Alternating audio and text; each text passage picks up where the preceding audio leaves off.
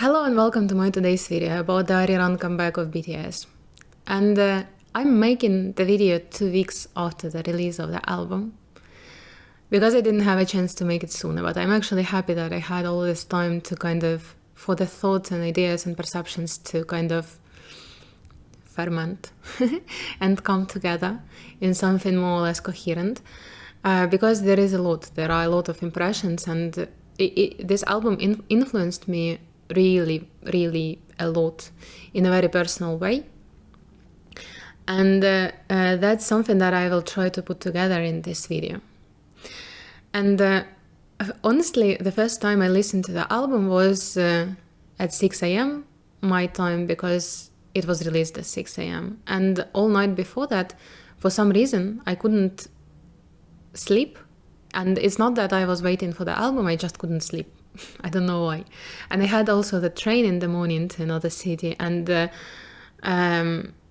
first time I listened to the album was like really with my inflamed brain after not being able to sleep, and it was an unforgettable experience.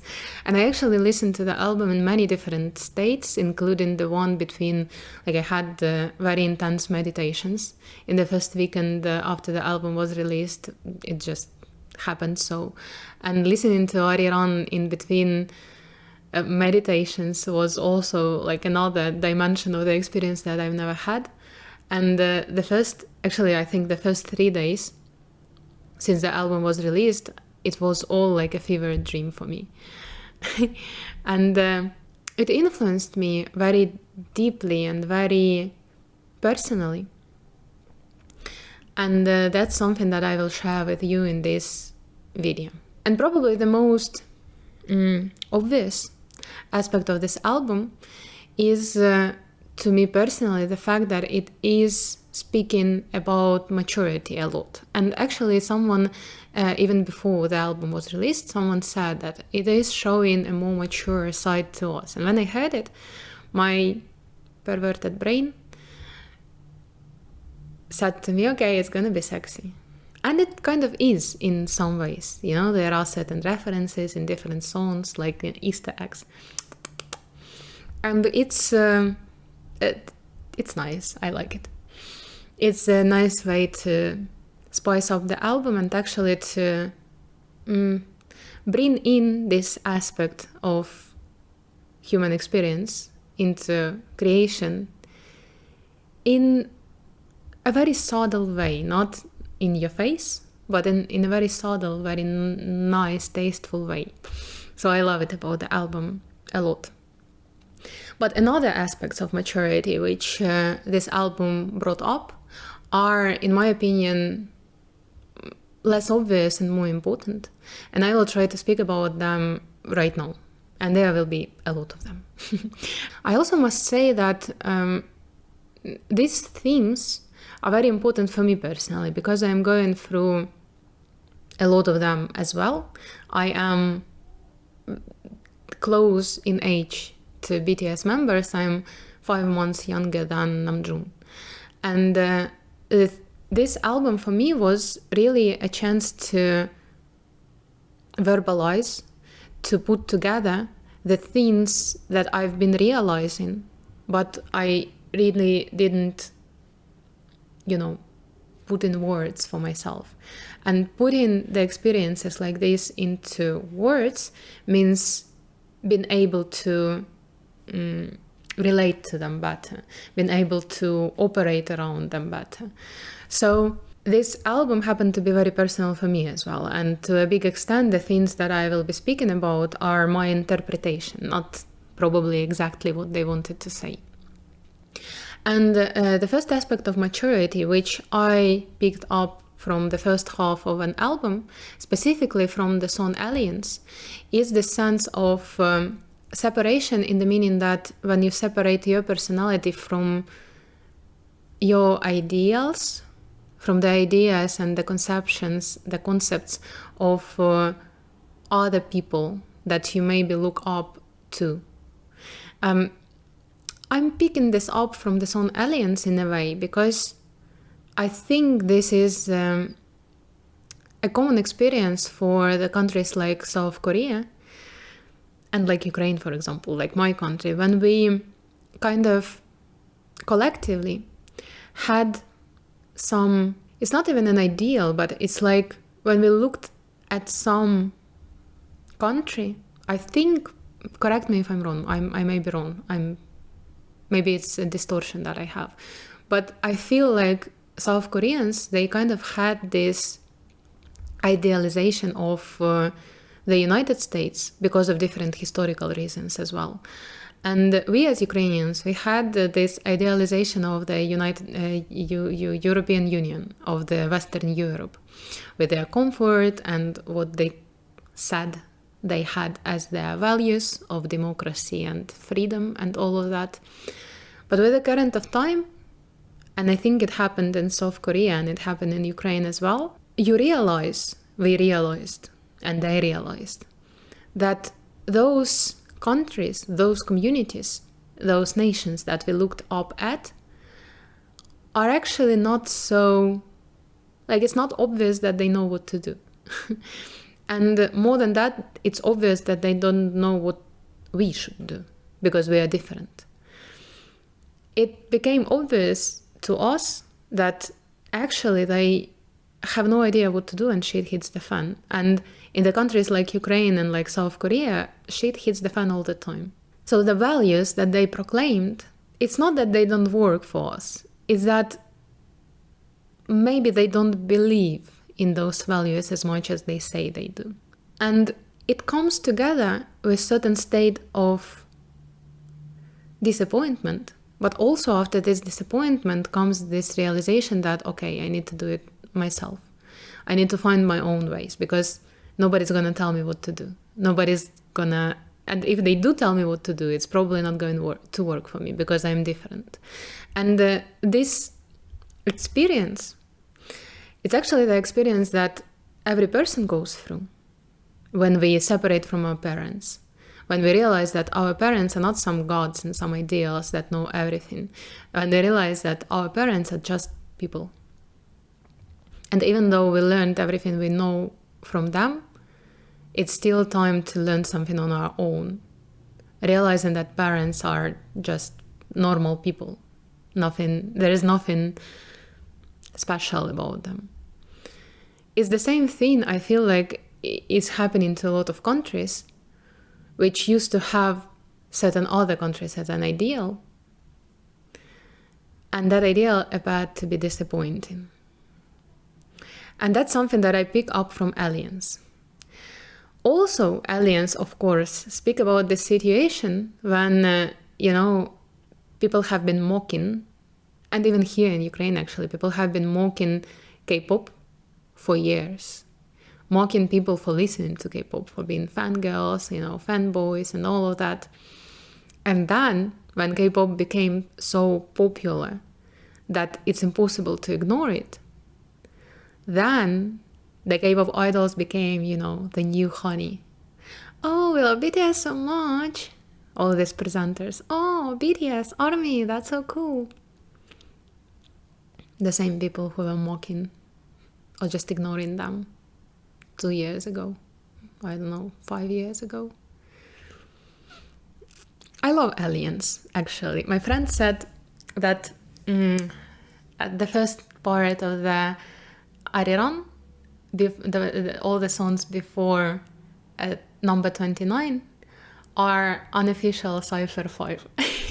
And I love this idea, actually. There is, certain anger is required for separation.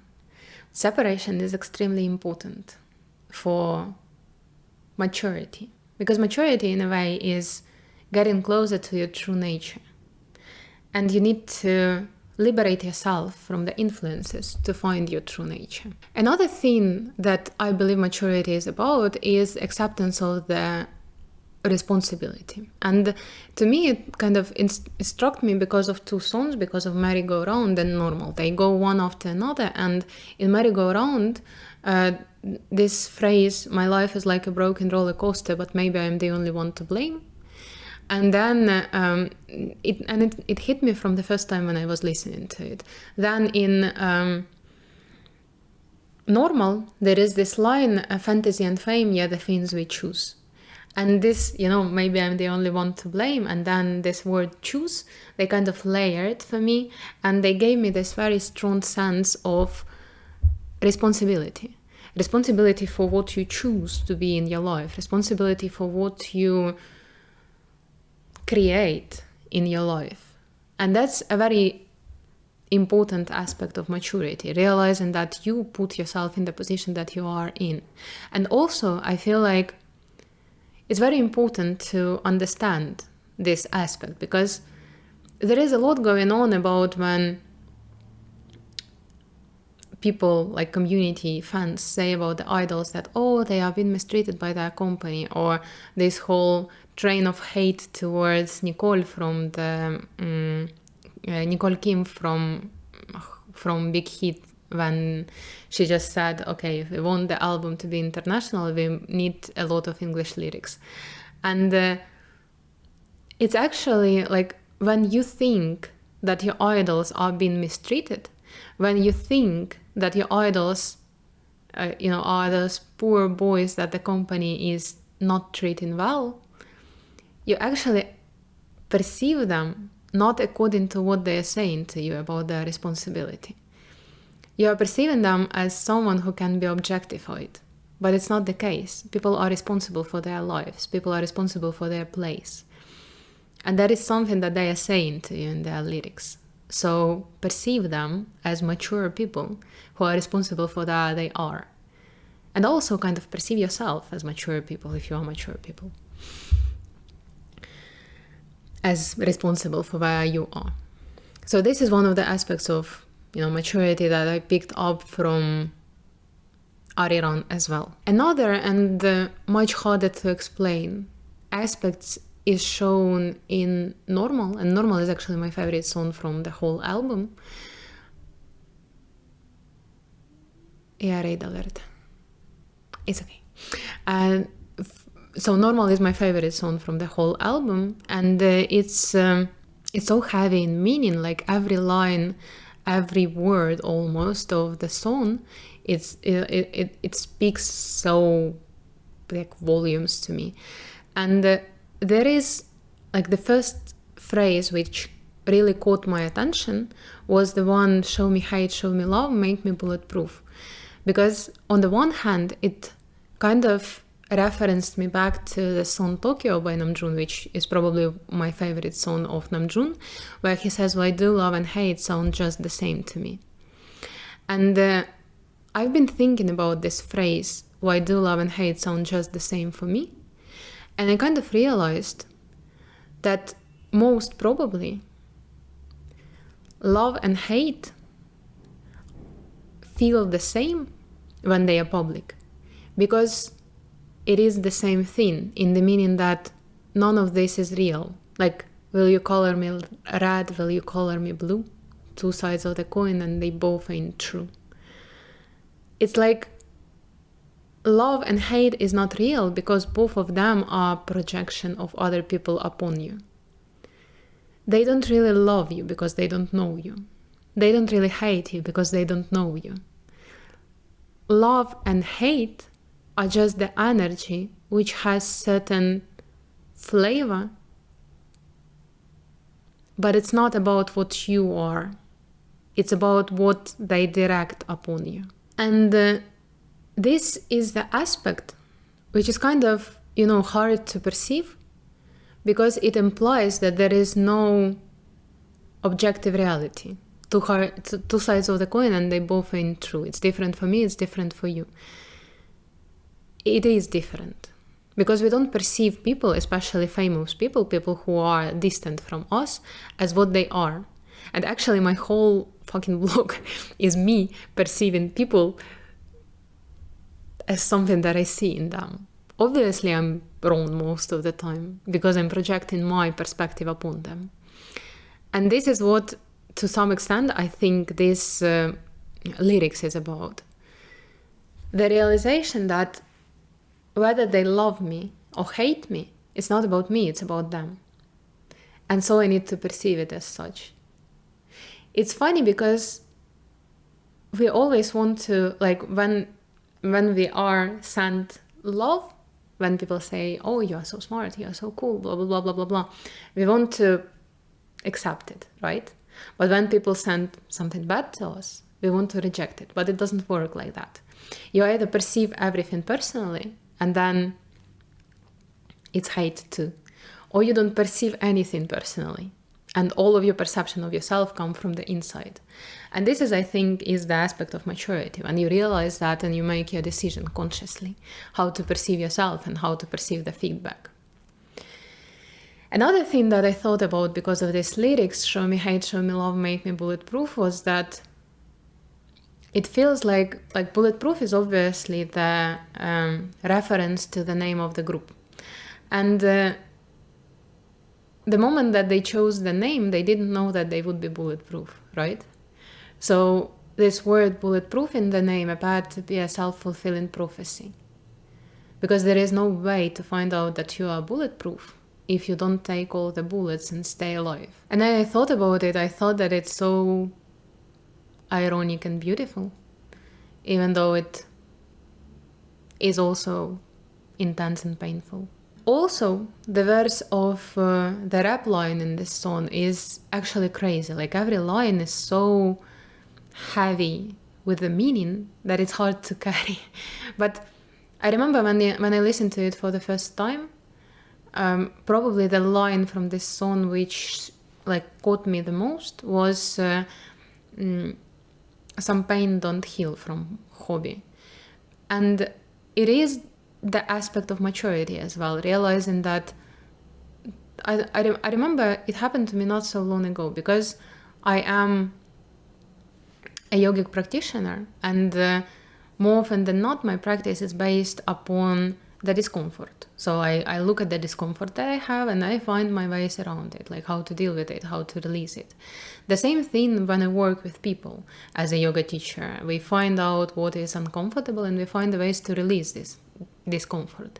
The same thing I do as a healer. We find the pain and we find a way to release it. But the thing is that some pain don't heal.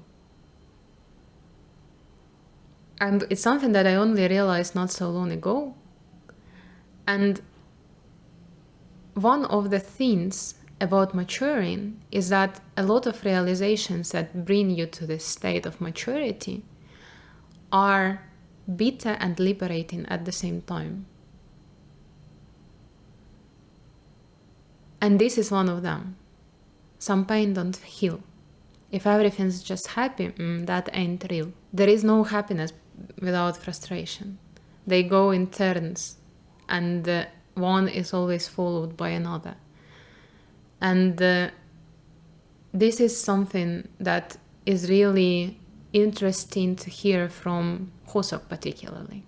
The person who was often perceived as someone who is, joy and fun and all of that. You're my hope, I'm your hope. And then, a lot of other aspects of Hoseok we saw. So Hoseok is very multi-dimensional person, like all the people actually. And the fact that he was the one to pronounce these words, it's really natural and beautiful to me as well. The part of Yoongi in normal is actually crazy to me as well, because it is the aspect which I never admitted for myself, but I always experienced. Like the fact that one breath and something is gone. It's the particularity, I think, of people with the energy and the mind which is very fast. I think Yoongi is this kind of a person, and I'm really this kind of a person. When, even about this video, a week ago, I was in a completely different state, and the thoughts and the ways that I related to the album were different, and I liked them and I wanted to deliver them, but now I can't, because I can't even remember. I can't even grasp how it was. I do remember that it was, but I can't get into it because I exhaled a few times and now it's gone. The same thing about I sometimes reread my journals. I read some note in my journal and I'm like, this person had like some kind of enlightenment when she wrote it. That was me. I was the person who wrote it. I don't fucking have a recollection of writing it, of thinking it. I need to reread my own journals to learn the things that I myself came up to. This is how much I can relate to the words of Yoongi. And it's also something that at some point you have to accept. The fact that the mind is, the state is different all the time. You can't rely on that you will be the same in the next second of your life. And it's probably one of the most difficult, realizations and things to accept in my life so far. And I'm so grateful to Yoongi for putting it into words, for putting it into a song that I can't even start to explain. Namjoon's verse is kind of, to me, about more or less the same thing, because he says, you said you wanted all of me, but what is even all of me? I'm changing all the time. I am the things which are opposite to themselves. I don't even know what I am. What do you want from me? What is it that you want from me?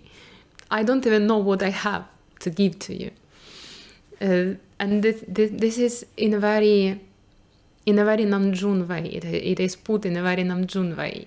Not like something that he wants to deliver, but as something that he is just experiencing and putting out there. There is also a thing that Namjoon's verse made me think of, but I thought it is too bold. I'm not going to speak about it.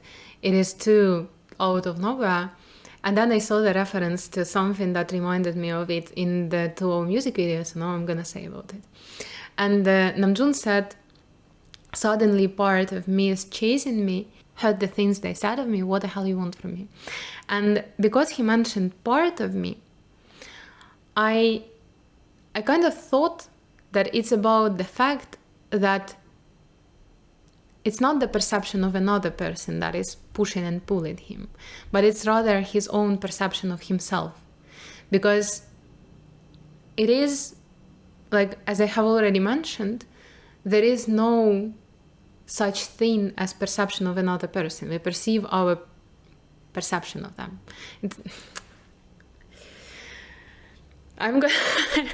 It's hard to put into words. I will try better. I will come from a different side. The 2 music video. There is a scene where they are in the bathroom and they are, rapping and singing, and there is Yoongi who is speaking to us, to the camera, and then from another angle you see that Yoongi is actually speaking to a mirror. And it kind of sent me back to the Hagam music video where Yoongi, is beefing with himself and killing himself at the end. And this line of Namjoon, suddenly part of me is chasing me, it made me all think about the same aspect, the same reality, in which we don't really perceive other people, but we rather reflect from them. And just like we reflect from the idols, it's not what I see about another idol, about another person, and another idol, as if I'm an idol. What I see about idol, it's not really about them. It's some reflection of a part of me. And they show that it's the same for them. When Yoongi is reading to us, he's actually reading to a mirror. When Namjoon says, I heard what they said of me, but the part of me is chasing me. It's actually what they said does not matter as something that they said. It only matters as something that triggers a part of him in himself, which is now chasing him. Oh shit, I hope I explained it. I will just leave it here because I will not do anything better about this part. My second favorite song of the album is Like Animals, and Like Animals is also a very important one for me because it speaks to me about the acceptance of the animal nature of the human, which is, it was very important personally for me because as someone who is walking the spiritual path, the relation to the human, like animal aspect of the human, has been different and controversial in me in the last years that I've been walking this path. And I am now a yogic practitioner and I am learning the teaching of yoga. But I grew up as like a part of the Christian Orthodox society, which we have in Ukraine. And the perception of the spirituality in our, like in this weird mix of traditions, is that we transcend from the human experience to the spirit. But in fact, it's not like that. We are not humans who have spiritual experience. We are spirits who have human experience. And this like animal song is speaking to me about that we came here to experience the human life. That it's okay to have shadow, it's okay to have dirt. We still can relate to each other despite it. Not even despite it, because of it, because we all have it. These words, eat this life till your heart is full. It's actually, it could be like this song could only consist of this one line and it would have all the value still. Because we often, like people who are trying to find the meaning, find the purpose, and find the spirituality in this life, we often think that the idea is to give up on our human desires, but it's not the case. Our human desires are the arrows with which our soul is pointing us towards the experience that we would like to have. There is no right or wrong wish. There is no right or wrong dream. There is no right or wrong want, need, or desire. There are only the ones which have been chased and met, and the ones who haven't been. And we are here to experience it all, to eat this life till our heart is full. Notice that they are not saying your mind is full or your body is full, your heart is full, because heart is the center where everything is integrated, our higher experience and our lower experience. Your heart is full means you are satisfied. You have this general sense of satisfaction. Very often, we are scared to chase what we want. Very often we think that we don't deserve it. Very often we think that we shouldn't want it, that we shouldn't need it. But Bantan say to us, eat this life till your heart is full. Actually, I was also thinking about Namjoon's verse in this song, where he says, 6 feet into the sand, the creatures have made a hole. Do speak, I'm begging you, please, this beauty outside control. It's such a beautiful verse. I cannot, I have, what is it called? Goosebumps on my face every time I say it. What creatures make holes 6 feet under? Us, humans, when they bury their dead. This verse, I think, 6 feet into the sand, the creatures have made a hole. It refers to death. The human life is finite. Do speak, I'm begging you, please. This beauty outside control. Do speak does not only refer, in my opinion, to speaking. It refers to expressing generally. Express yourself. When you don't control your expression, there is beauty. The beauty in how natural you can be if you don't restrict yourself in your needs and wants and expressions. This song is it's so beautiful to me, and it sounds so great, and it's also in a way the aspect of maturity, except in the fact that the human nature, the animal nature of the human, because we are animals in a way, there is an animal aspect to us, is not something to be despised. It's something to be honored. And it's something that makes this life whole. It's the thing without which your heart will not be full. Because the heart is something that integrates the upper realms and the lower realms. And the lower realms is actually the realm in which we express as animals in a way. So I really do understand why a lot of people love this song so much, and for a lot of people it's their favorite song. It's one of my favorite songs as well. And with all of the aspects that I have already described, it makes a very heavy, multi-dimensional, complex picture, you know? It's like maturity, in a way, is dealing with the rising complexity of your perception of the reality without abandoning your dreams and desires. Very often we speak about maturity, and people speak about maturity as when they had to give up on something that they dreamt of. I don't think it's the right way of maturity. Maturity is an ability to build the perception that allows you to pursue your goals and dreams more effectively. And actually, it makes a lot of sense to me that Swim is the main song of the album, because Swim is actually an answer to how to deal with all of this complexity. One step at a time.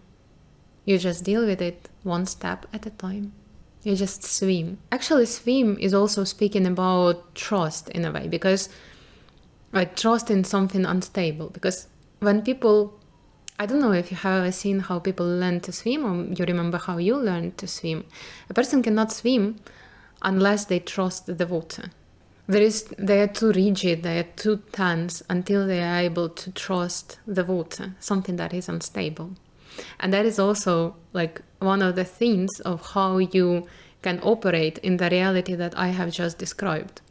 It's a very complex, multi-dimensional, hard to perceive reality.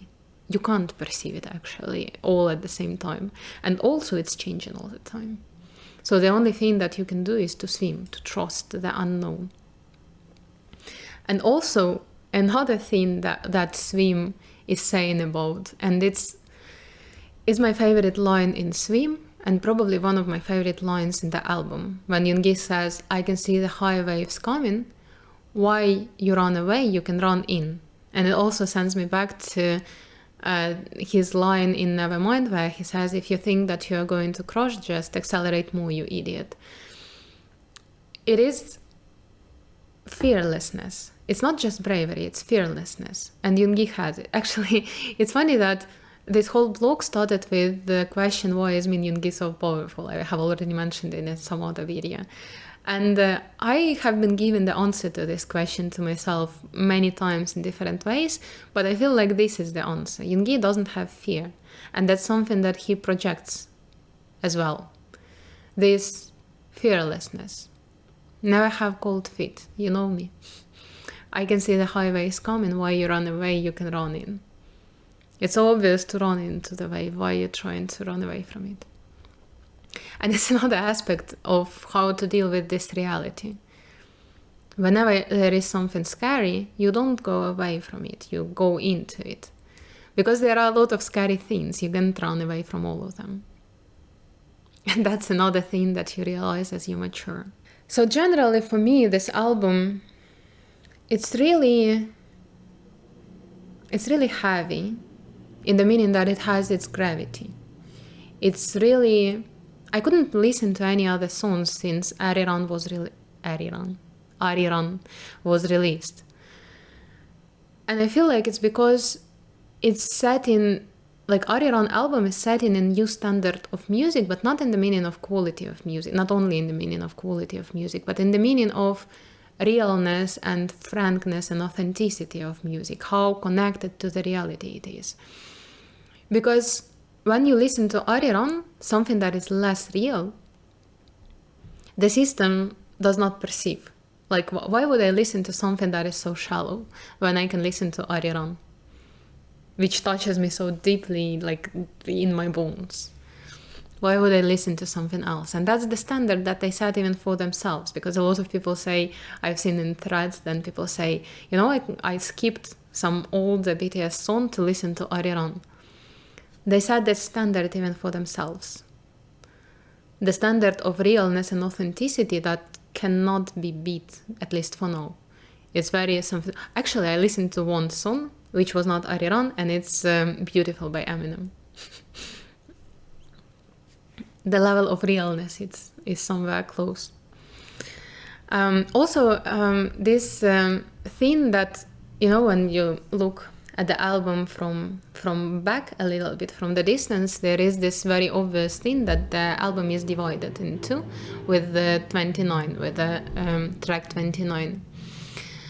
And for me, as the yogic practitioner, it kind of shows, it reminds of this experience when something is happening and you're in the middle of something, and when you sit down, breathe and meditate, and then the energy shifts completely, and it's entirely different thing. But also it reminds me of a situation when, when something is happening also, and it is growing and growing and growing and growing to the point when you can't really comprehend it anymore. You can't deal with it anymore in the ways that you were dealing with it before. So something happens, and the whole state and the whole system changes, and the experience changes as well. And I think it's very beautiful because it shows something very real, something that happens all the time. The intensity is rising, rising, rising, rising, and then it just collapses. And something entirely different emerges from this collapse. And it actually reminds me of D-Day, Yoongi's album, where the album is also separated with the interlude Dawn. And I feel like it's a very similar sense, because the songs, they are getting more and more dire, and then interlude Dawn kind of shows this shift in the energy to something completely different. So this division is also very, very nice to me. Another way how I translated this division, I don't think it's how it was meant, but I still decided to mention it, that the first part is the external to the outside, to the other people, and the second part is to the armies, because it is more soft and vulnerable and intimate in a way. So this is another way of how to perceive it.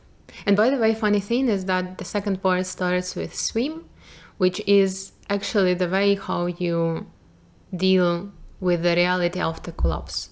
So when a crisis happens, when something happens, you cannot operate in the ways that you used to operate. So now you need to operate entirely differently, and you don't know how.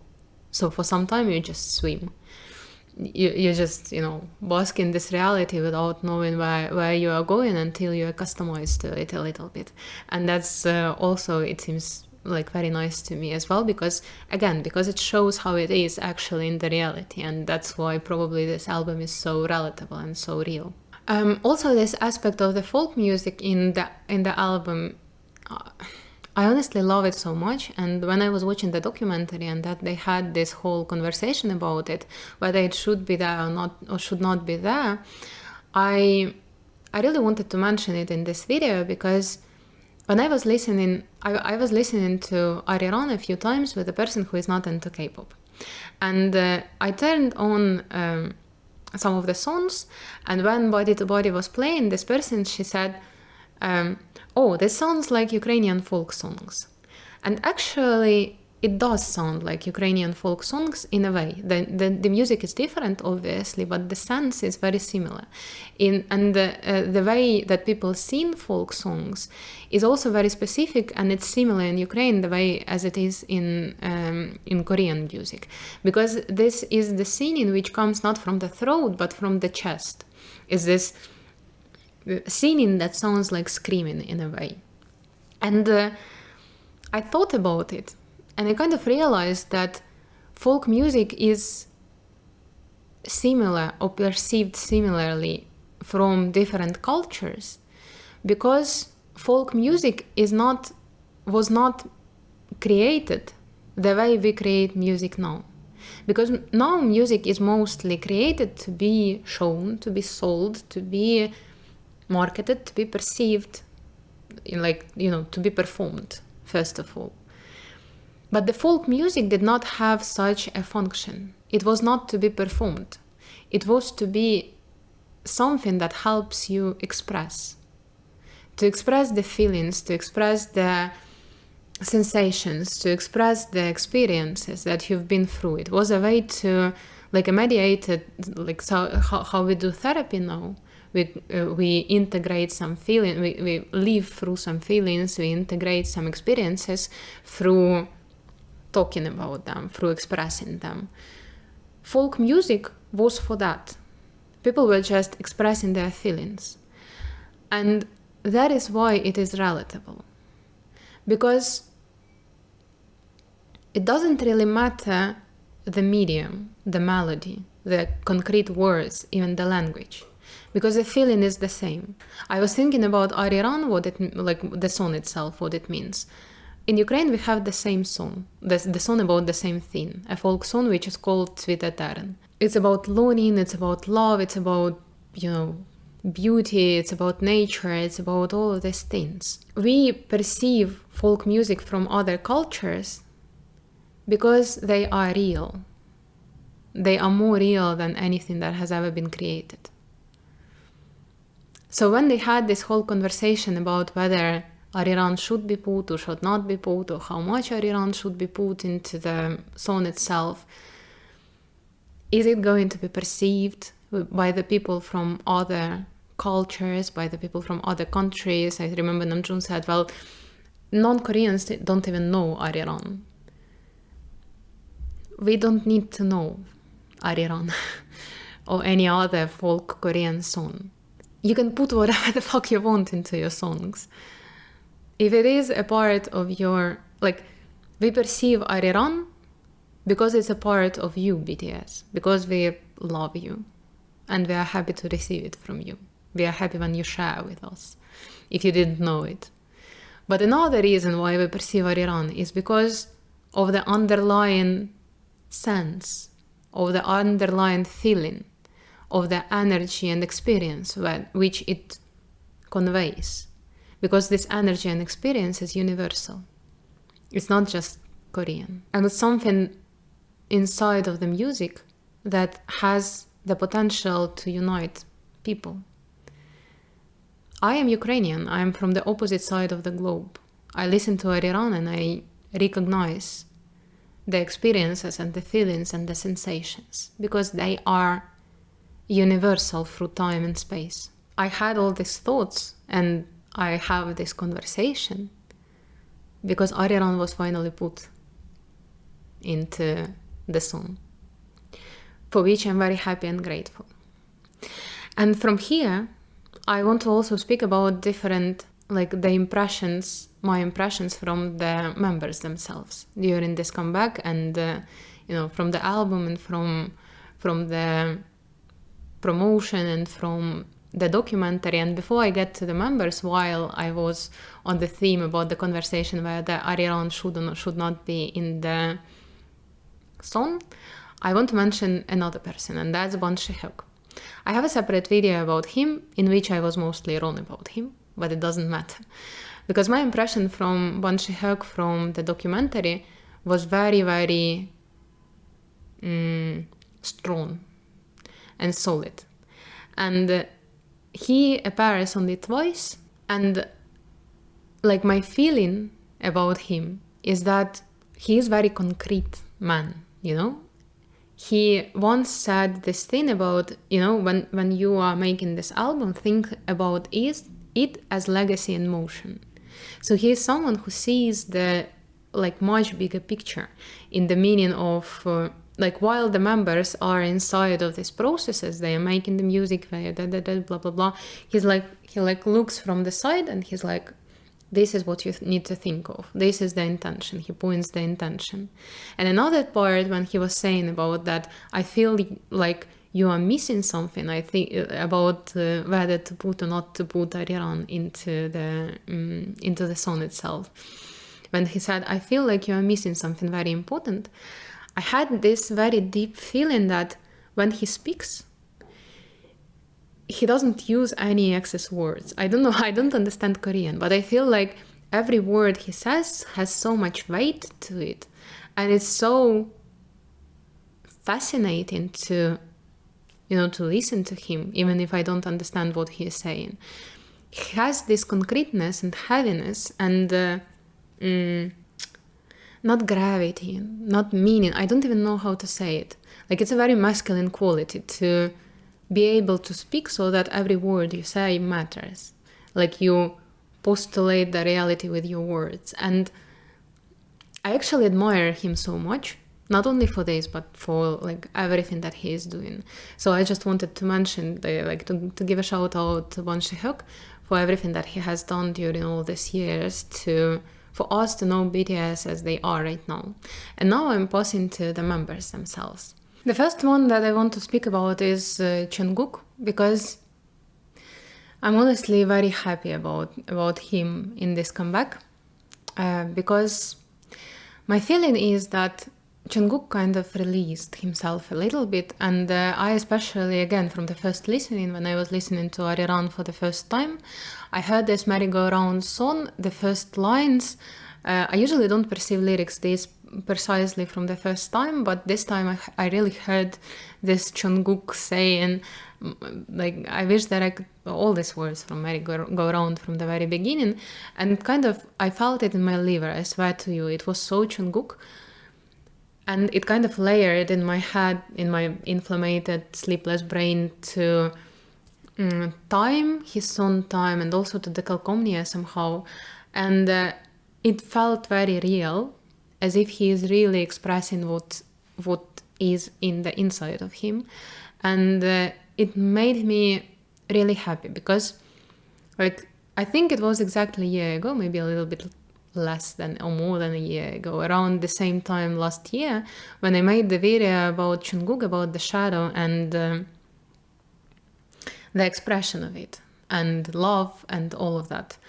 And ever since then, I have mentioned Jungkook a few times as someone who I think needed to express himself more fully, because Jungkook is a very unusual person, and every time I speak about Jungkook, I mention it, that he is a very unusual person. And he is very unusual in the way that his connection to the deeper reality is very solid. And all the expressions of him are very, not innocent, but very real. I don't know, if I'm trying to explain. If it's joy, it's the purest, cleanest joy. If it's pain, it's deepest, darkest pain. Does it make sense? Like, and the range between joy and pain is huge in him. He is this kind of a person. He carries a lot of this charge inside of him, a lot of this energy. And it's definitely a very intense experience. And when he only expresses one side of him, the side of him that is not expressed is kind of, brewing and hurting him from the inside. So that's why through this year, whenever I spoke about Jungkook, I would say that I feel like he's expressing. He's not expressing the parts of him that need to be expressed, because otherwise they are suppressed. And when they are suppressed, they hurt him.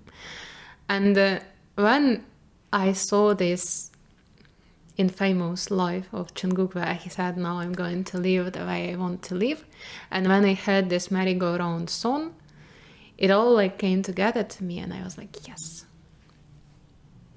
So I received certain closure with Jungkook in this comeback. I'm like, he's gonna be all right. Now he's gonna be all right.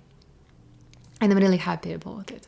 And also, when I was watching at the comeback show, when they were performing on the square, and Jungkook, he looked like, he has so much energy, like some, very strong young horse or something like this, who has been standing for too long and now he wants to run.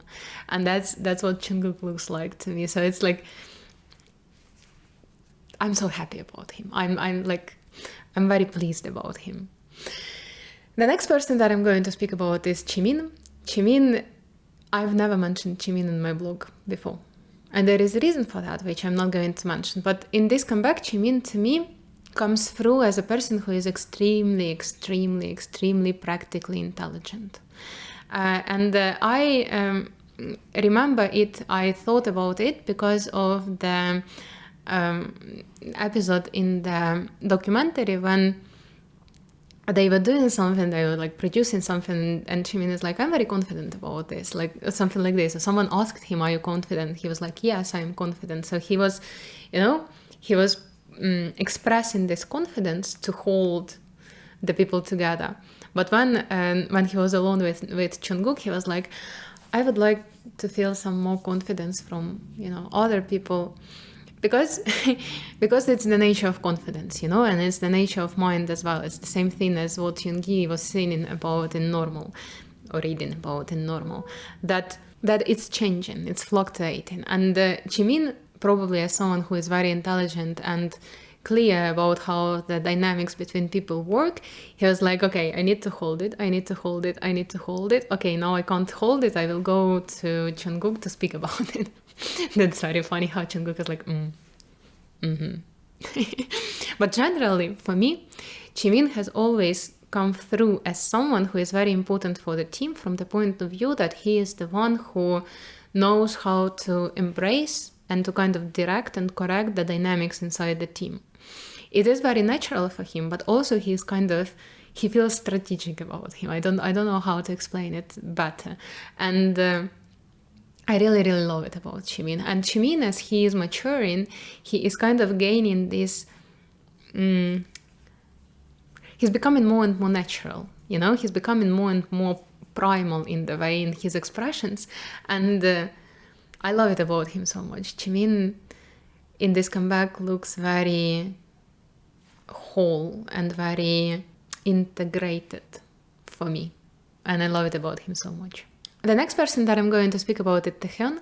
Taehung is amazing. Taehung is really cool. I love Taehung, and the thing that I noticed the most about him, I don't know why it's stuck in my head when he says in the documentary, he said it a few times, I think, that did we really change? Did I change? Like, I do not understand. Everybody is saying something changed. I don't like what changed. I'm not sure. And I can't really imagine why he might be experiencing this change or not change like this, because Taehung is very, how do I say it? Is there a word in English? I made a separate video about Taehung in which I mentioned that he is very innocent. Innocent in the meaning that he does not cooperate with the reality through the labels which are put on it, but he is cooperating with the reality directly. And he is expressing him directly without overthinking it. So the truest nature, the deepest nature of the person, as well as the deepest nature of the reality, is always the same, is not changing. So when he operates with the reality as what he really is all the time, then he will not have a feeling or experience that something changed. He has always been himself, and himself has always been the same, the deepest nature of himself. So for him, when someone says something changed, it's not very obvious, because what changes may be the perception, what changes may be the outlook, what changes may be the environment, like the conditions. But for a person who is very innocent, meaning the person who is operating in the reality immediately, nothing ever changes. And that's why he is like, something kind of changed, something kind of didn't. And it's so beautiful about him. I love this quality of him so much, this innocence and this... in Ukrainian, there is a word bezposerednost, like lack of mediators between him and the reality, and between him and other people as well. And his ability to not overthink himself and the reality at all, it comes through very obviously to me in this comeback, and it's something that I love about him the most. The next person that I'm going to speak about is Hoseok, and Hoseok to me also looks very whole and, integrate in a way in this comeback, during this comeback. And I think it's because, Hoseok has always been very honest. It's how I perceived him always. He's kind of, he kind of acts like that dummy sometimes. But he is very honest with whatever he feels. I remember when he released, I don't I remember when I listened. He released before I got into K-pop, but when I listened to Jack from the Box, yes, Jack from the Box, I was like, okay, that's not how I thought Hoseok was. And then he released this another album, which was also kind of, you know, complex and kind of dire in a way, and all of that. And then he was like, okay, now I want to hit the charts. And he hit the charts with like Mona Lisa and Killing It Girl and all of that. So Hoseok has always been very honest about what he wants and what he is and what he is experiencing. And I feel like this is the pathway towards integrity. When you don't hide parts of you, when you don't, you know, retreat, what's the word? I'm getting tired with this video. It's very long already, but I need to finish it. When you don't run away from the parts of you, when you express them as what they are, this is the pathway towards integrity. Because one by one you experience all the parts of you and they become a part of your internal map of you. And this is something that Hoseok has achieved, I think. And it feels so nice. It feels so great about him. About Jin, there is this thing about Jin, which I want to speak about. When he says in the documentary that, you know, the members were making the album and I didn't really like participate much and all of that, I thought about it and I was thinking that Jin doesn't really fully understand his role in the group, because we are very used to perceiving the role as something that we are doing actively, consciously. But it's not always the case. In the video, when I was making a video about different impressions from the concerts of the members, from the solo concerts, I said that Jin feels like home. And this is actually how I perceived Jin in Bantan for all the time that I know him. Jin is not a function, as in writing songs or, I don't know, creating choreos or something like this. Jin is an atmosphere. Jin is the bonding force that holds them together. Jin is actually a place more than a function. Like, not a place. I hope you understand what I mean. Like, Jin is someone who holds them together with his care, with his attitude, but actually just with his energy. And I feel like he doesn't fully understand it. He doesn't understand that this is the function which is not less important than writing songs. Writing songs is something that gives shape to the group. It's something that lets the group express. But holding it all together, being this bonding force between them, it's not less important.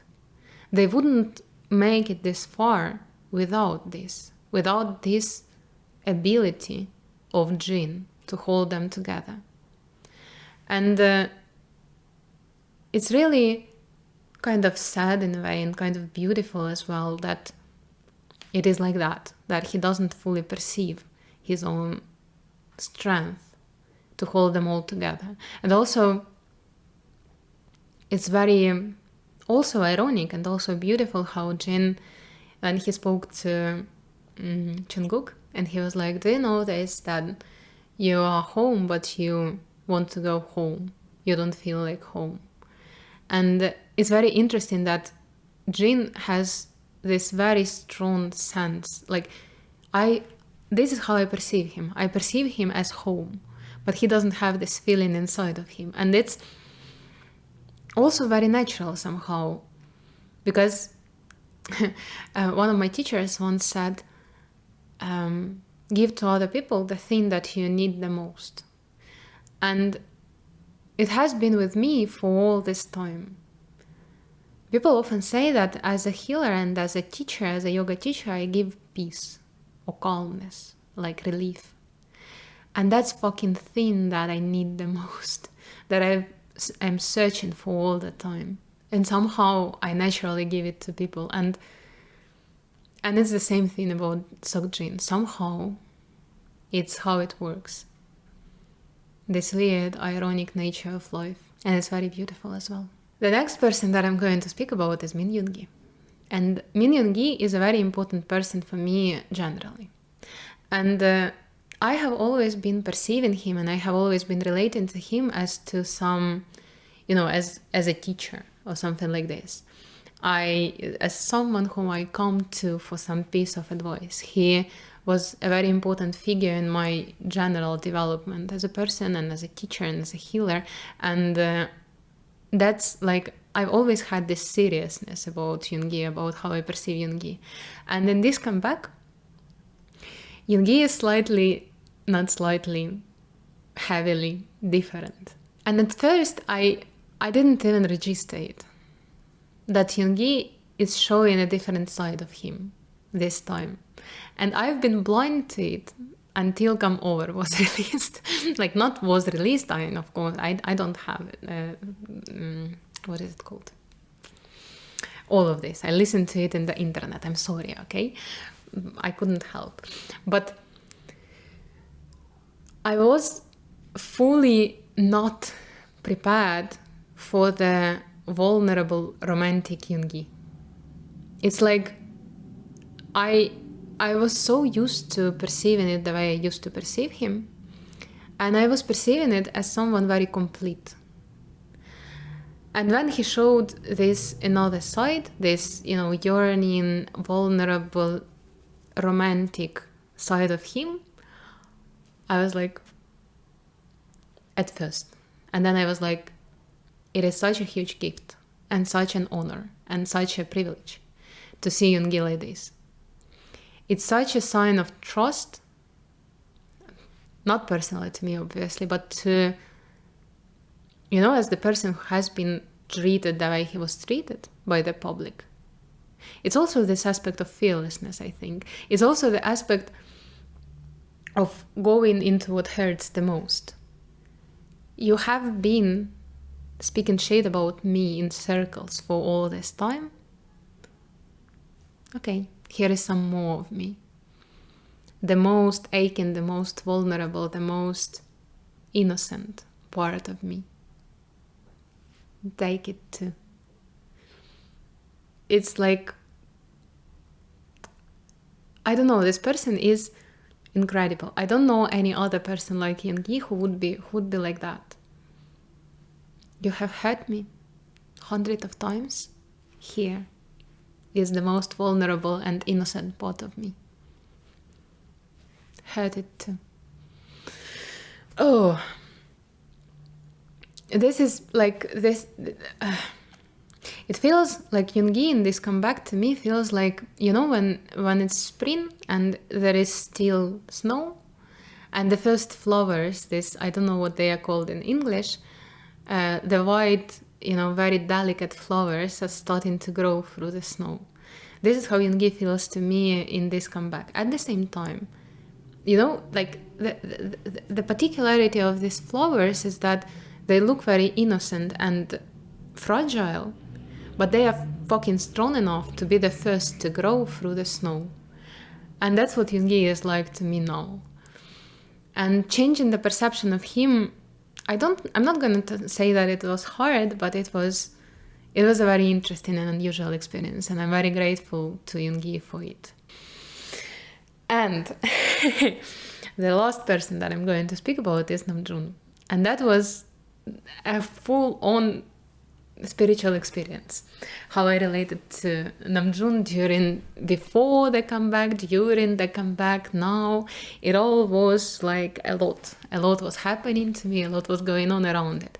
First of all, I had 3 different dreams about Namjoon. One probably in February, and 2 of them, one a day before the comeback and another one a day after the comeback.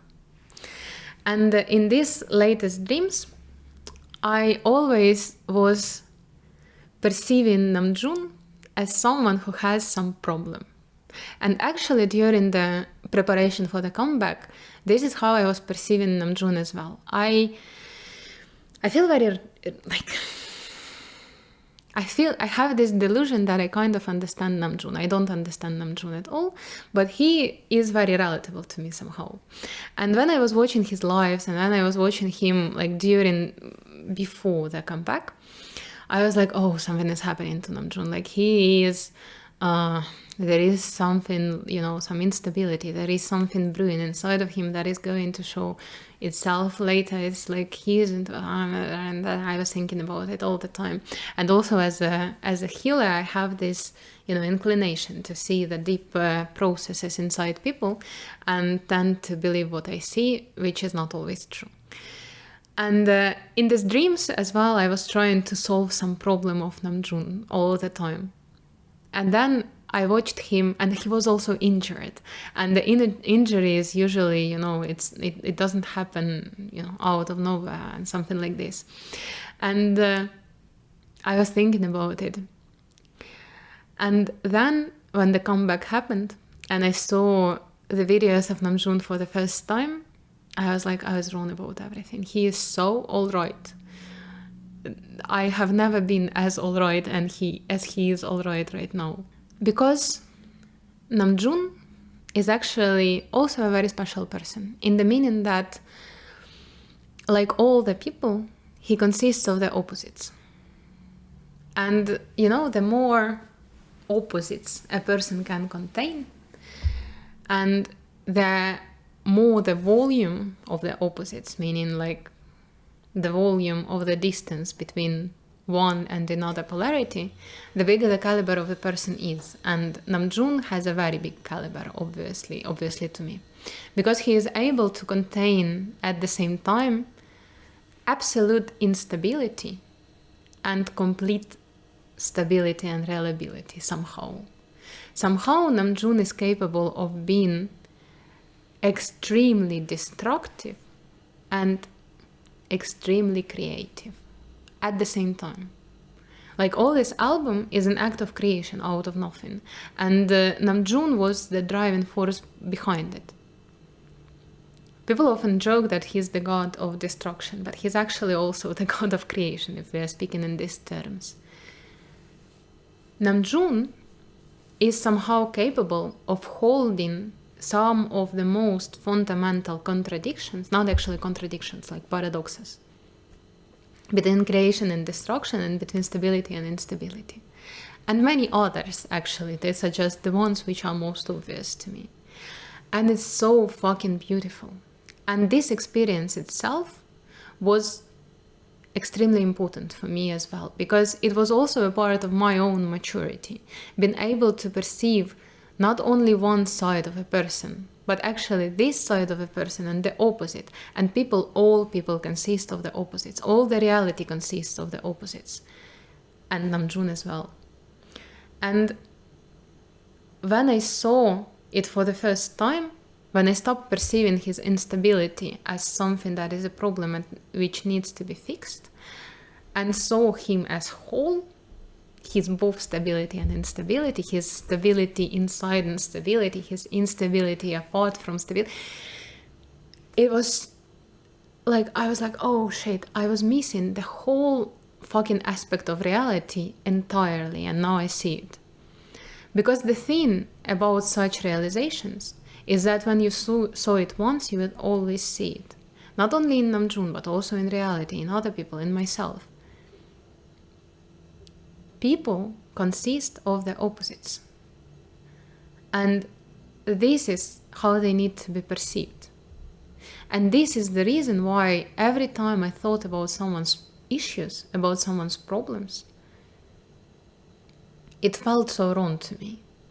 I have this natural idealism. I want everything to be fixed. I want everything to be corrected. But it's not the case. It's not how reality works, and it's not how I should operate in the reality. My task as a healer, again, is not to fix something, but it's to see the entire spectrum of the person. To see the things inside the person that balance out the aspects which may be hurting them, which may be destructive for them. And that's the experience that Namjoon gave to me. And right now he looks I don't know, he looks so beautiful to me, not just visually, but like as a person, as an integrity, as a wholeness.